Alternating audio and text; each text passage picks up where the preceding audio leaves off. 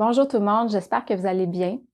Aujourd'hui, j'ai envie de vous partager des réflexions sur la confiance. J'ai beaucoup réfléchi là-dessus dernièrement. Puis, il y a quelque temps, j'ai regardé la vidéo du fameux discours de Mohamed Ali, dans lequel il disait, qui a eu lieu en 1964, dans lequel il disait « I am the greatest ». Je suis le plus grand, je suis le meilleur. Ali était réputé pour avoir une confiance en lui qui était inébranlable. Mais Ali était aussi réputé pour être arrogant. Et là, je me suis questionnée. Est-ce que la confiance et l'arrogance sont liées? Est-ce que nécessairement, si tu es une personne confiante, tu es aussi quelqu'un qui se pense meilleur que tout le monde ou qui se sent... Est-ce que c'est nécessaire de se sentir au-dessus de tout le monde pour se sentir en confiance? Puis j'ai réalisé, suite à ça, que la confiance, c'est pas une question de comparaison avec les autres. C'est vraiment par rapport à soi. La confiance, c'est avoir la conviction absolue que tu as les capacités requises pour atteindre tes buts, peu importe les obstacles qui vont se présenter devant toi, et surtout, peu importe le temps que ça va prendre pour atteindre tes buts. Ça veut dire que ma confiance est pas liée à mon résultat à court terme. Il est possible que demain, je réussisse pas le mouvement que je veux exécuter. Il est possible que ma prochaine compétition, en fin de semaine prochaine, j'arrive pas au résultat voulu. Il est possible que dans une semaine, 2 semaines, 1 mois, j'ai pas tout à fait les résultats que je recherche. Par contre, j'ai la conviction profonde, je sais que je peux atteindre mon objectif. C'est ça la confiance, c'est que peu importe la durée que ça va me prendre, je vais l'atteindre, je sais que je peux l'atteindre. Donc la confiance, ça implique aussi la patience, puis ça implique la persévérance. Et comme je l'ai dit un peu plus tôt dans la vidéo, on n'a pas besoin de se comparer aux autres pour savoir qu'on peut réussir. Notre objectif, ce qu'on veut accomplir, devrait pas dépendre de la performance des autres. C'est vraiment par rapport à soi. Je détermine moi qu'est-ce que je veux accomplir, qu'est-ce que je veux réussir, comment est-ce que je veux exécuter, comment est-ce que je veux performer sur le terrain en compétition. À partir du moment où j'ai déterminé comment est-ce que je veux performer, bien, je vais aller le faire, je vais aller exécuter, exprimer mon potentiel au maximum de ce que je peux faire et au bout du compte, je vais voir le résultat que ça va donner, si je peux vaincre mon adversaire, si je peux gagner mon match, si je peux gagner ma compétition avec l'expression de mon plein potentiel. Est-ce que c'est possible si je performe à mon meilleur, si j'exécute de la meilleure façon, si je suis concentrée, si je réussis à aller à la vitesse que je veux, à obtenir le résultat que je veux au niveau de ma performance, est-ce que c'est possible d'aller gagner contre un autre adversaire? Et c'est ça que je vais aller vérifier. Puis si ça fonctionne pas, ben je vais revenir dans le gymnase, je vais revenir à l'entraînement, puis je vais continuer à travailler pour aller encore plus au maximum de mes capacités. Mais au final, ma confiance ne devrait pas dépendre du résultat de l'autre ou de ma comparaison avec l'autre. C'est simplement, est-ce que moi j'ai confiance que j'ai la capacité d'exécuter, d'accomplir, de réussir comme moi j'ai envie de le faire. Et ensuite, qu'est-ce que ça va donner quand je vais m'opposer à quelqu'un d'autre, quand je vais rencontrer quelqu'un d'autre en compétition, qu'est-ce que ça donne? Bien, je vais être curieuse de ce que ça va donner. Mais ça ne devrait pas nécessairement affecter ma confiance parce que moi, je sais ce que je vaux et je sais ce que je peux exécuter, accomplir. Quand je me compare aux autres, ça crée, ou quand je regarde ce que les autres font, ce que les autres sont capables de faire, éventuellement, ça crée des croyances limitantes qui pourraient me ralentir dans ma progression. Je te donne un exemple dont tu as peut-être déjà entendu parler. En 1945, on était absolument convaincus que ce n'était pas possible de courir 1 000 en bas de 4 minutes. Les coureurs ont essayé et le mieux qu'on a pu faire en 1945, c'était 4 minutes 1 seconde. Pendant 9 ans, on a essayé de briser la barrière du 4 minutes, d'aller en dessous du 4 minutes, puis on n'a jamais réussi.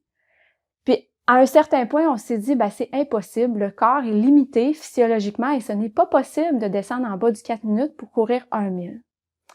En 1954, 9 ans plus tard, il y a un coureur qui s'appelle Roger Bannister qui a réussi à passer en dessous du 4 minutes, il a fait 3 minutes 59.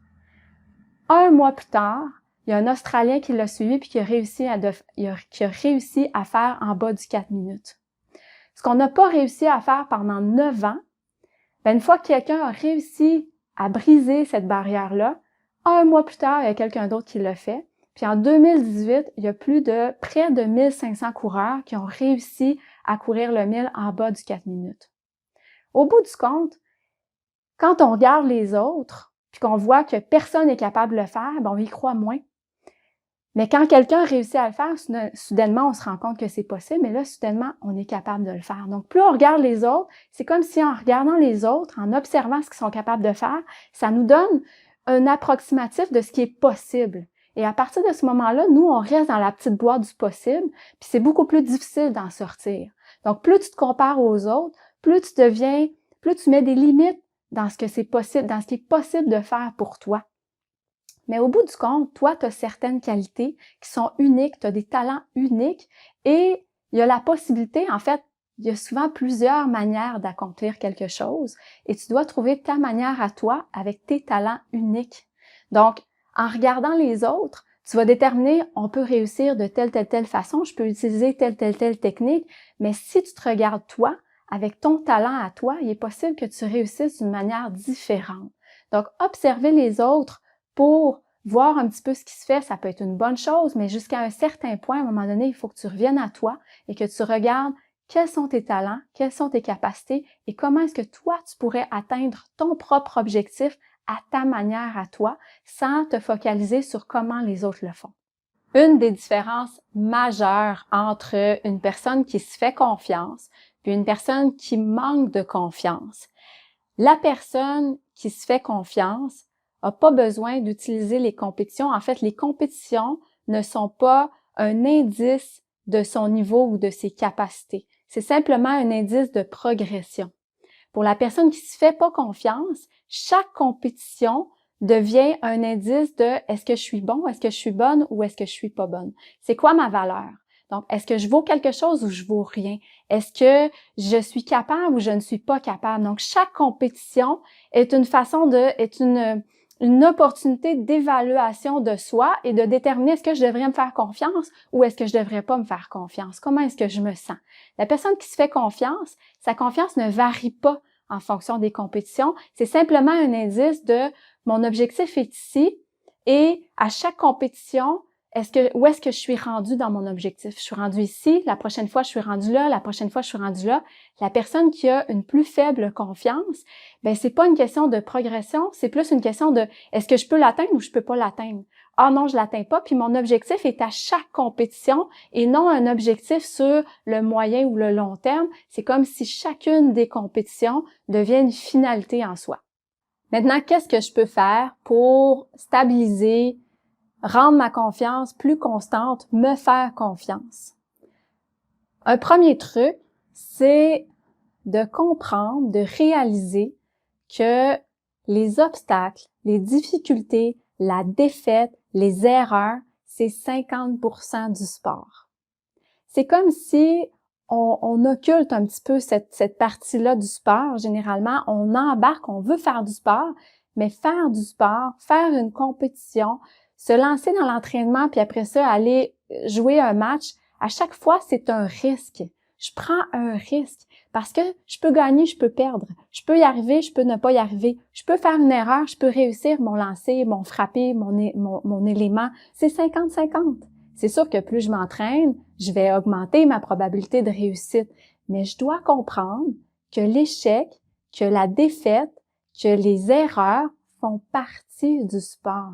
Et quand j'ai une plus faible confiance en moi, je veux éviter à tout prix l'échec, la défaite, la difficulté. Une fois que j'ai bien compris que ça fait partie du sport, maintenant, ce que je veux, c'est apprendre à gérer mon attitude dans toutes les situations. Comment est-ce que je fais face à la réussite? Comment est-ce que je fais face à une difficulté? Comment est-ce que je fais face à une erreur? Souvent, on s'entraîne pour réussir, mais on ne s'entraîne pas pour bien gérer les distractions, les difficultés, les défaites, les erreurs.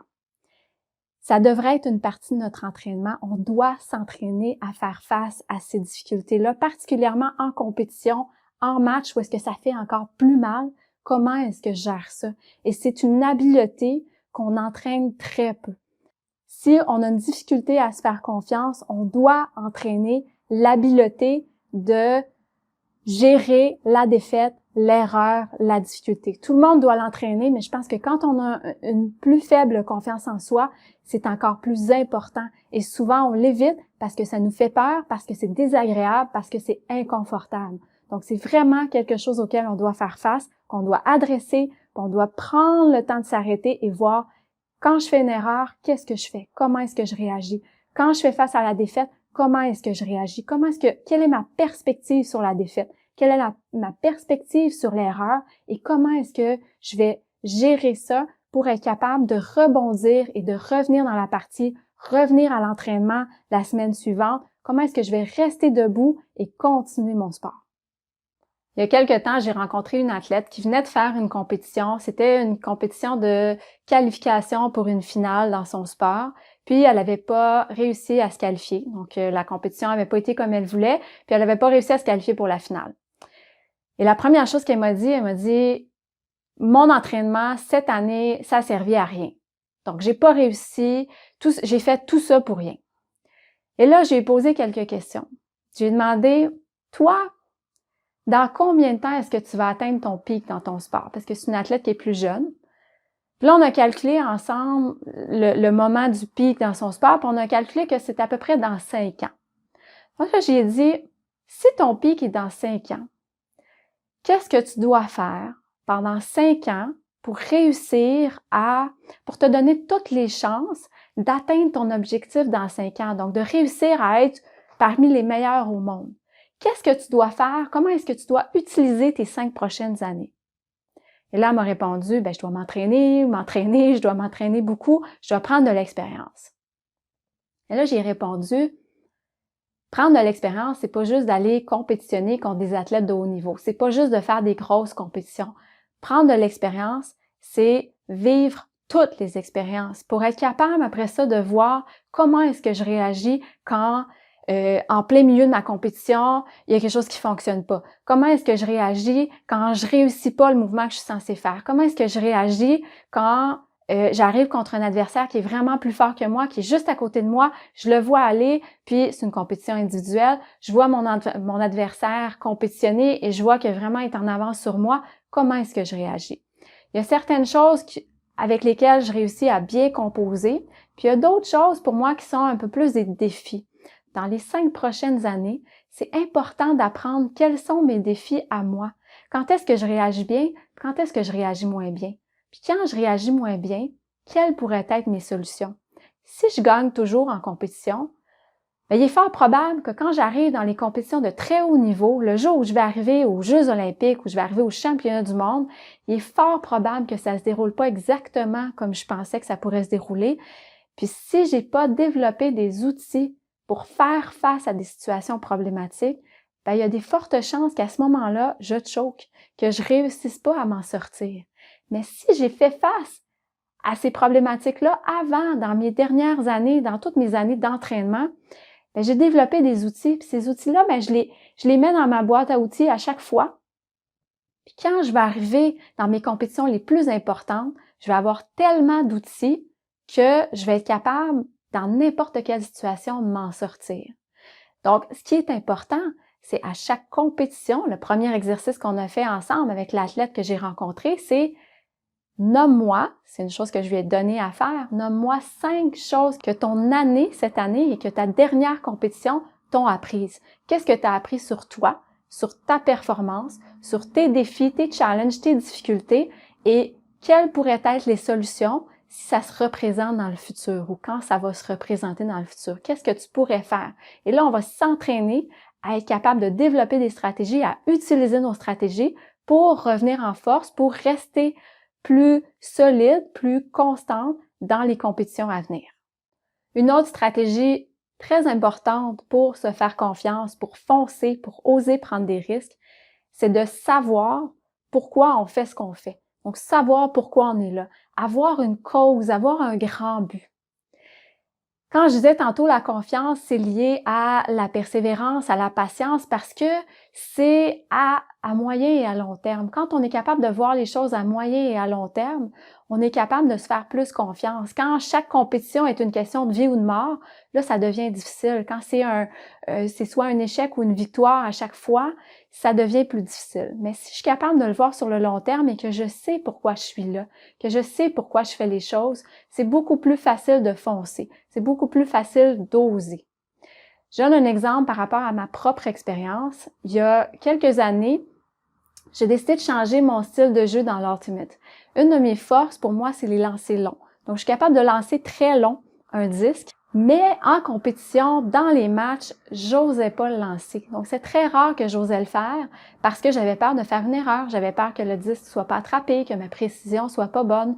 Donc, pour moi, c'était difficile de prendre la décision d'oser faire ce lancer-là, alors que je savais que c'était quelque chose que je maîtrisais. C'est quelque chose qui pourrait, justement, qui fait partie de mes forces et que j'aurais avantage à exprimer en match. Il y a quelques années, j'ai décidé que j'allais l'introduire dans mon jeu. J'ai décidé que les lancers longs allaient faire partie de mes forces et de mon identité de joueuse. Donc, j'ai décidé de prendre un risque parce que là, ça faisait peur un petit peu. Mais comme je savais que c'était quelque chose à long terme, que je savais que ça allait être peut-être dans 2 ans ou dans 3 ans, bien, je me suis dit, je me permets pendant les premiers mois, les premières années, de faire un petit peu plus d'erreurs. Puis aussi, bien, comme c'est un jeu d'équipe, les autres joueuses, les autres joueurs doivent apprendre à jouer avec mon nouveau lancer, c'est-à-dire qu'ils doivent être capables de me donner des options pour que je puisse faire ce lancer-là. Donc, au début, ce que ça veut dire, c'est que je fais le lancer, mais la personne qui reçoit, c'est pas toujours que je vais faire ce lancer-là. Donc, ça a pris un certain temps d'adaptation et j'ai dû accepter les erreurs. Mais parce que j'avais décidé que ça faisait partie de mon identité de joueuse, que ça faisait partie de mes forces et que j'avais envie d'exprimer ce potentiel-là de moi, j'ai accepté que je devais partir quelque part à un certain niveau et que j'allais m'améliorer avec le temps et je me suis donné des objectifs. Ce qui fait que quand j'ai fait des erreurs, quand ça n'a pas fonctionné, je me suis dit, ça va, ça s'améliore, j'ai atteint mon objectif aujourd'hui, c'était pas parfait, mais la prochaine fois, ça va s'améliorer. Et là, j'ai accepté que j'allais vivre différentes situations qui allaient me permettre de savoir quand c'était une bonne décision, quand c'était une moins bonne décision et j'ai poursuivi mon apprentissage jusqu'à ce que aujourd'hui, ça va beaucoup mieux, j'ose beaucoup plus, je me fais beaucoup plus confiance et les autres joueuses, les autres joueurs qui jouent avec moi sont beaucoup plus conscients de mon style de jeu et sont capables de s'adapter pour que je puisse exprimer ma force sur le terrain. Donc, savoir ce qu'on veut, avoir un idéal, avoir un objectif, avoir une cause, avoir un grand but qui nous allume, qui nous inspire, ça nous permet de se faire confiance, de foncer, de prendre des risques qu'on n'aurait pas pris habituellement parce qu'on sait pourquoi on le fait. Et là, ça nous permet d'avancer, de progresser, d'aller plus loin. Puis, c'est une roue qui tourne. Plus je le fais, plus j'avance, plus je prends des risques, plus je me fais confiance. Voilà, c'était mes conseils, mes réflexions sur la confiance en soi, le courage, la prise de risque, sur comment oser être soi en sport.